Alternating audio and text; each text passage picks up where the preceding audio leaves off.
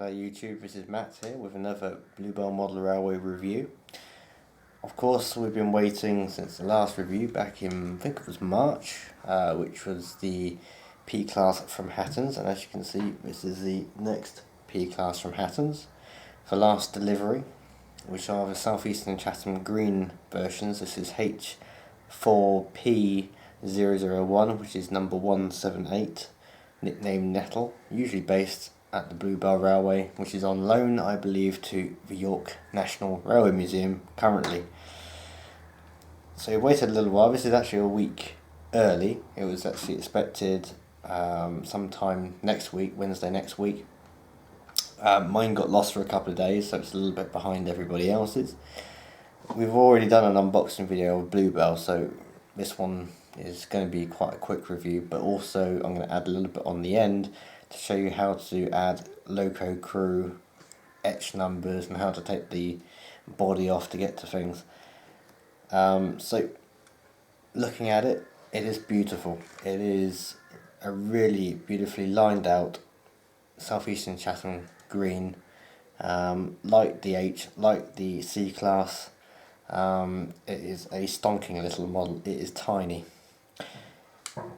Now, as before, I showed you detailing pack. Now this detailing pack is slightly different. In fact, Hatton's have thought ahead on this very nicely for other modelers who don't just model what it is at the moment, which is the preservation era, but also they give you extra buffers. You can see in this pack. These are the slightly tapered ones, which were fitted in the early South Eastern Chatham days, and you can remove the ones which are currently on the model here and slot these ones in, which is a nice little touch from Hatton's. Some really nice detail in there. Also, you get your discs, root discs, you get some little oil tanks or oil holders, and you also get various pipe work, 3-link couplings, screw-link couplings, etc. So that's an extra little addition that's really nicely done. Now this model really does stand out. It's nicely detailed, beautiful lining on the sides, tanks, wheels as well, nicely lined out, all the way around the back as well, completely lined out, lovely fitted, separately fitted parts. For a model which costs £99 and is this tiny, it is great value for money, believe it or not, considering prices are going up all the time on these models. Now, in the Bluebell review, obviously I only ran it on a rolling road to begin with. When I got it back to my layout, I found I had a few problems. The running of it wasn't great, and I later found that the pickups were not touching the back of the wheels, which was quite a big disappointment. And again, on this one, I've just had a look, and the pickups are not touching the wheels when they move side to side on the actual locomotive. So what I'll need to do is take the keeper plate off and tweak the bronze pickups slightly to touch the wheels. There's 2 pickups on the middle set and 1 each on the front and rear on both sides. So I need to do that first before doing any other work, so I'll catch up with you in the next small part of this video.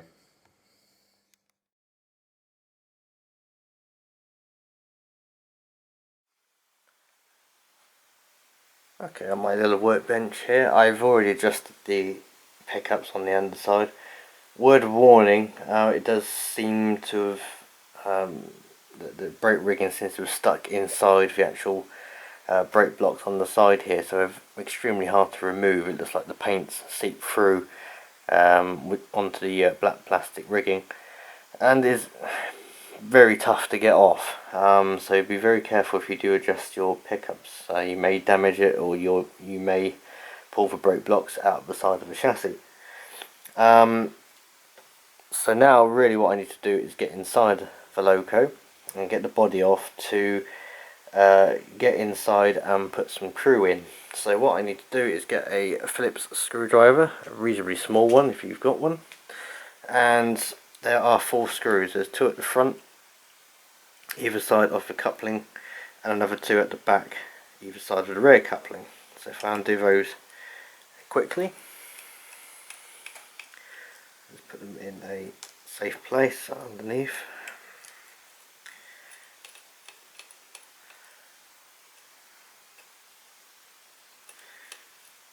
You may need to modify any other stock crew that you may get from other manufacturers.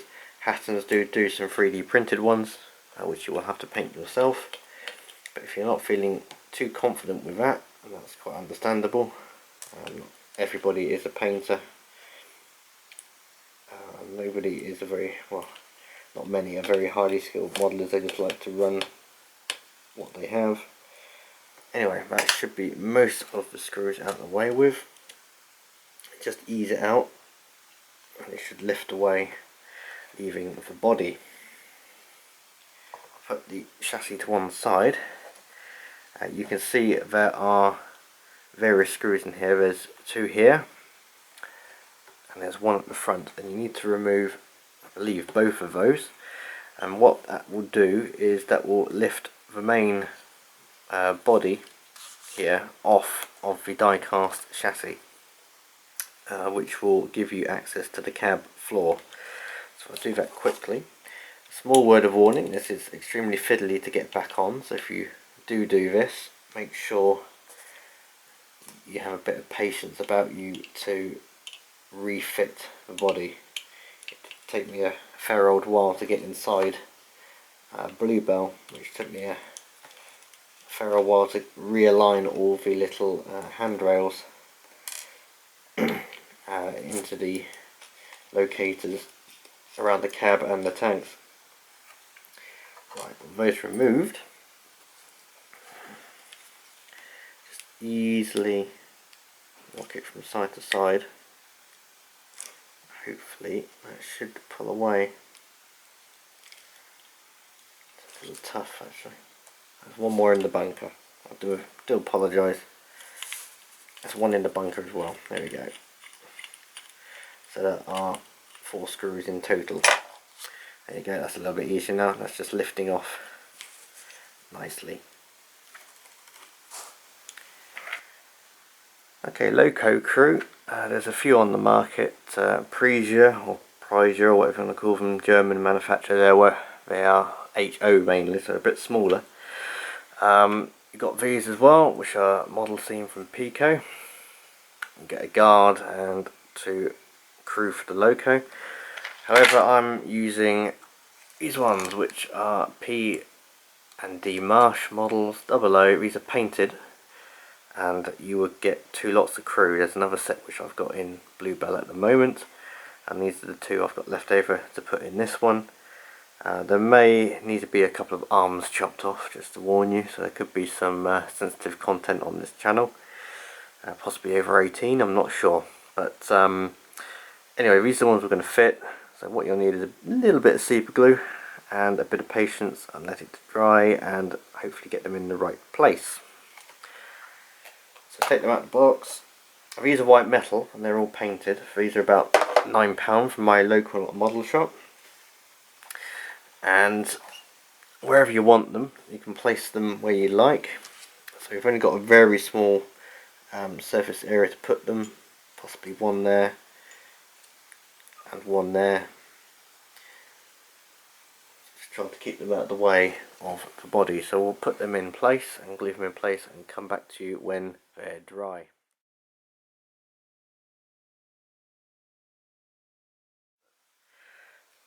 Okay, the top is now remounted to the bottom, or the running plate, by reinstalling all the screws, and it just about all fitted in there quite nicely. So all I have to do is put the chassis back on.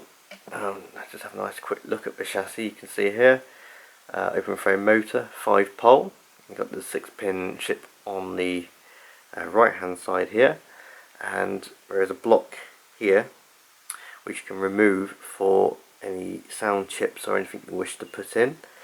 The sound box or the speaker would go underneath the back head basically, so you'd cut that out and put in the speaker. I've given it a little splash of oil on the worm there, so it looks a little bit more oily. And you can have a look at the chassis. The body is a nice weight as well, so it's going to pull quite well for a little shunting engine. So basically taking a bit of care, tip this back over and remount it to the chassis. Should just slide on, there we go, tip it upside down, make sure that's nice and home, there you go. And then all you need to do is refit the 4 small screws with a Phillips screwdriver to either side of the couplings, so one there,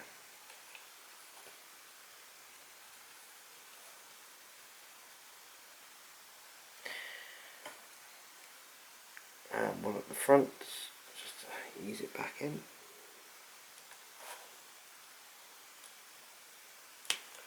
There we go. And just applies the rest.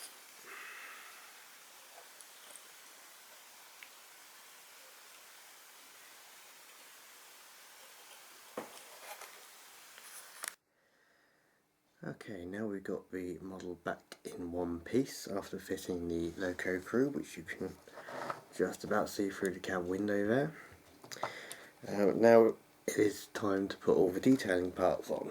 So what I would recommend is having a spare plastic sealable bag to put any of the bits that you don't need safely into another bag, just in case they get lost in the future.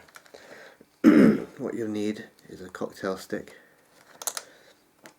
some super glue and a pair of tweezers to add all the little details onto this model. Okay, as I mentioned before, we have a number of detailing parts. We have the 4 tapered Southeastern Chatham buffers, so if you wish to backdate this model you can. You just ease the original ones which it's fitted with off and a little bit of super glue around the collar and pop it into the hole.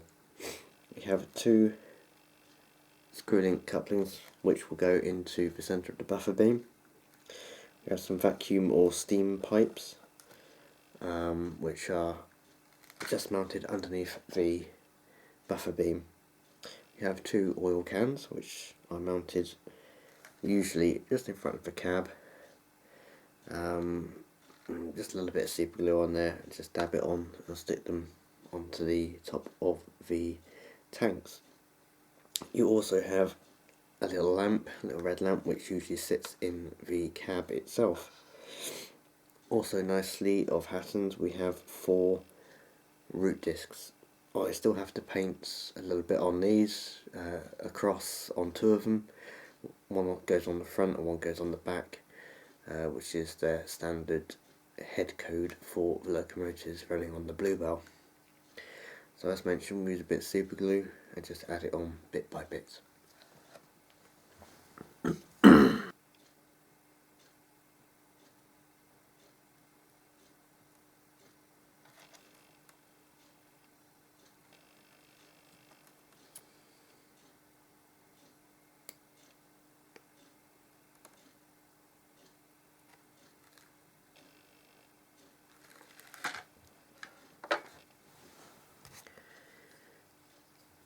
You can just see under the buffer beam here, on the end of my cocktail stick, there is a small hole to fit the vacuum or steam heat pipes.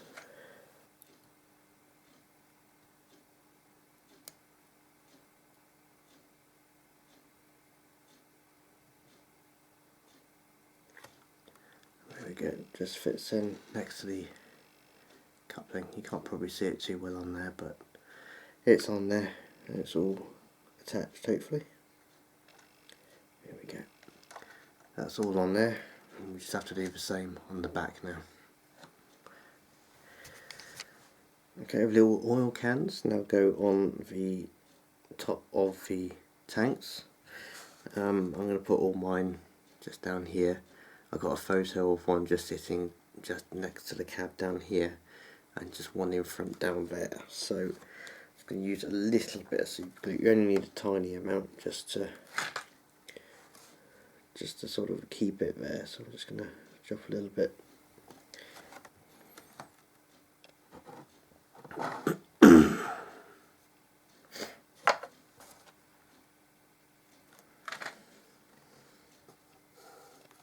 just going to put one just in front, a little blob of blue.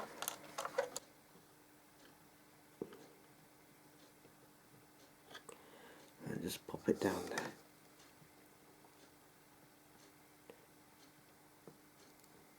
Okay.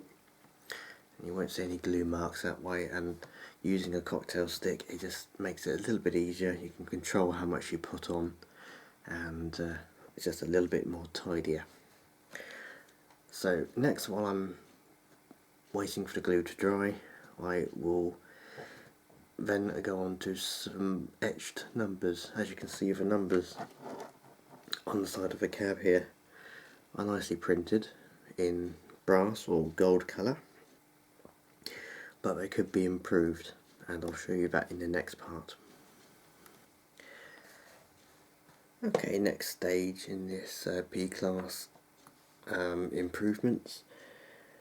Obviously, what I want to do is to improve the look of the cab side numbers, which you can see just down here. They're nicely printed, there's nothing wrong with them, but we can do a little bit better and also add a little bit of surface texture in a way. So I have these, which you can see in front of me. These are from Roxy Mouldings. They're 6-inch high numbers from the southeastern of Chatham. I have used these on Bluebell, and I'm going to use them on this one. All you need is a knife, a craft knife, a small file, and a little bit of varnish, either satin or matte varnish, and you only need a small amount. The idea is you cut your number out, you lay the model on its side, add a little bit of varnish, cut out the number, make sure it's clean, and then lay it on the side in the varnish, which will keep the brass number in place, and it will look a lot better, hopefully. Let's have a look. Okay, so I've now cleaned the area and also got my varnish ready. The varnish I'm using is basically a satin varnish, which is an acrylic by Valio, and I'll just add it with a cocktail stick, a new cocktail stick, which not the same one we used in the last part, just to make sure there's no glue on it. So just add a little bit. I've got the numbers laid out so I can simply add them when I need them.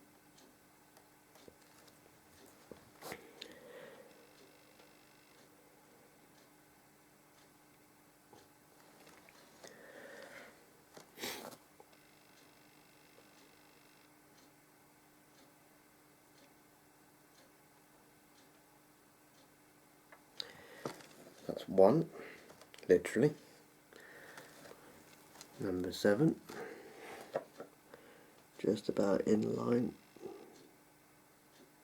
There we go. Back slightly.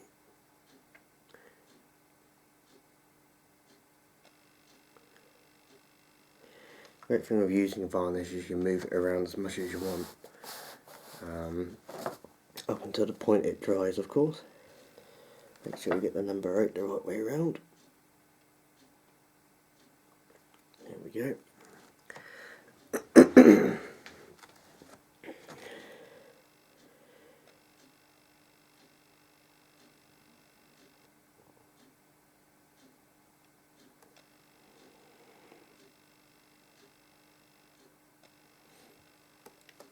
There you go.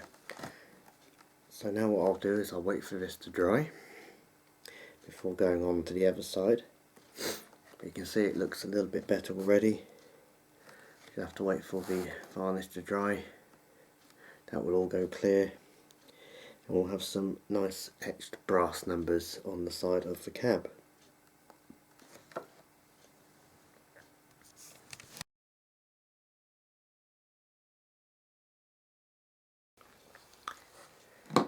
Okay, so you join me back on the workbench, slightly more tidy than it was. I've now added all the little bits and pieces, all the detailing pack for example. I'll just show you around. So I've added the crew, as you've seen in the first part, which was quite a complex little operation to get the actual body off the running plate. That took about half an hour. You can see them in there quite nicely now, through the cab opening. You can also see the roof. I've added a bit of matte black paint, which is just sort of dry brushed on. And I've also changed the whistle. Now, on the original P-Class, obviously the small whistle was probably correct, but however on the preserved example it has quite a big whistle on it. I believe it's from an 8F or something like that. The Bluebell seems to have a way of putting bigger hooters or whistles on their P-Class. I believe the Bluebell one might be off a Britannia or something like that, which is quite amusing because you're expecting a bigger loco with a bigger whistle, but around the corner comes this small diminutive P-Class. So I've changed that to a turned brass version from Hornby, which I've got lying around in a couple of packs, and I don't really use the bigger versions of the turned whistles, so might as well use one on here. The other one was loose anyway and pretty much dropped out anyway, so I've replaced it. You can also see the etched numbers on the side of the bunker there, which have been attached with the actual varnish which I showed you before. That's been done on both sides. You can also see the root discs. I've now added onto the front of the locomotive and the rear. These have just been secured by a small dab of super glue behind, and they look very nice. The screw link couplings have been added. The vacuum or steam pipe have been added to the front and rear as well, as the couplings are both fixed mountings. They don't really move around too much and they don't get in the way, so I've added those as well. Just while I'm on this side, we can have a look at the beautiful lining on the reverser, so fine and so precisely added to that piece of equipment on the front of the tank. You can also see the oil cans just in front of the cab here. I've also added one on the other side as well, which you might just be able to see. And the only other small job I'm going to do is add some coal to the bunker. Plastic coal doesn't really look that nice, so the best way is to use a little bit of PVA, smother that over the coal load and add your own coal, which I'll be doing next.